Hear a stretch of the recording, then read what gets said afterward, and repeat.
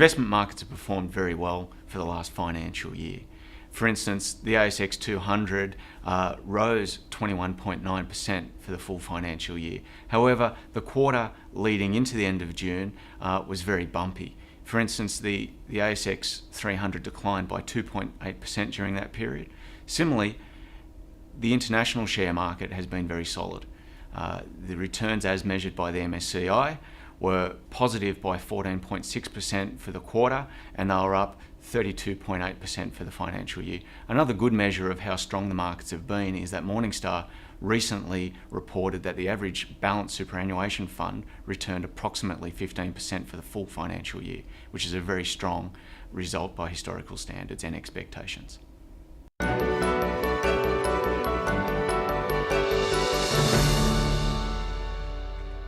There have really been a few main causes for this instability.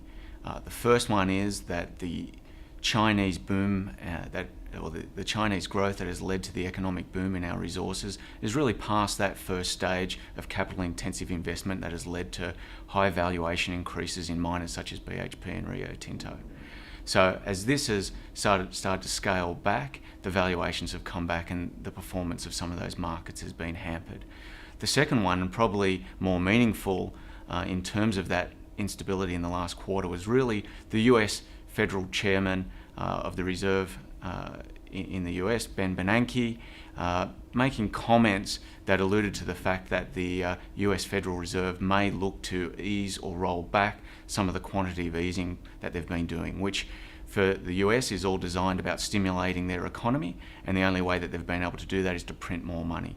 So Bernanke really made some comments in the press that indicated they may look to start scaling this back, and the markets really quite drastically pared back their valuation results and what this may mean for economic prosperity going forward and the growth of those companies. So it's really those two main points that have led to that instability in the quarter. What has Clark Pacific done about this? Well, we made changes to our portfolios last April. We moved a number of our model portfolios exposures away or decreased the exposure to mining and Australian shares and favoured more international, multinational managers, which performed really well over the quarter because they got the benefits of the decreasing Australian dollar, as well as those companies performing very well. On the other front, in terms of that ongoing instability, we continue to have a lot of term deposits and cash in our portfolios. So we haven't reacted this quarter, but we did make sort of changes earlier in the quarter aimed at managing those upcoming situations.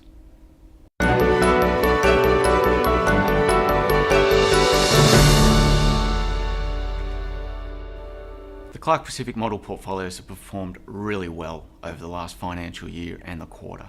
For instance, our most defensive portfolio returned 3% for the quarter and 10% for the full financial year. This is a portfolio with about 70% in cash or cash-like portfolio, cash-like assets, so that's a stunning return for the year. On the more aggressive side of things, our most aggressive portfolio returned about 7% for the quarter and approximately 25% for the year. These returns we're really, really happy with. We don't expect them to continue at that high rate, and we remain focused on our investment ethos of maintaining capital and getting good, sensible returns as we can.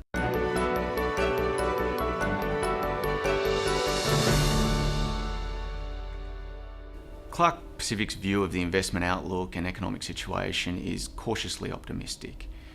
We think that Europe still presents a major risk factor in that the credit crisis still exists in Europe, and there haven't been any real measures to see that resolve in the short term or medium term.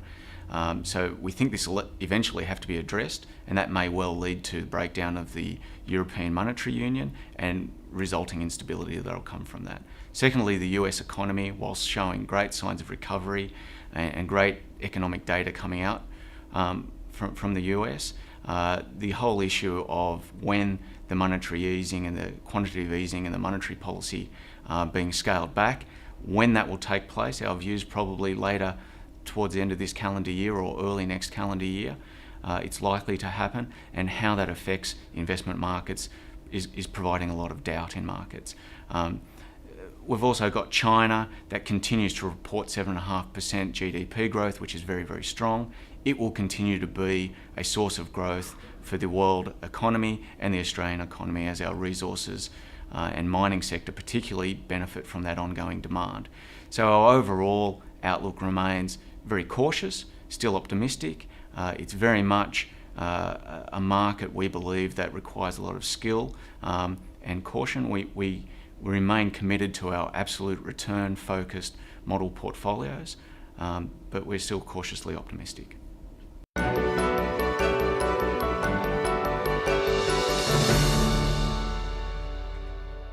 No, Clark Pacific has decided to maintain the model portfolios as they are. Our investment committee met earlier this week and has interviewed all of the fund managers inside those model portfolios. We made a number of changes last quarter. We're still looking for those strategies to play out, and we're quite comfortable where the model portfolios are and how they're set up to address the future economic situation.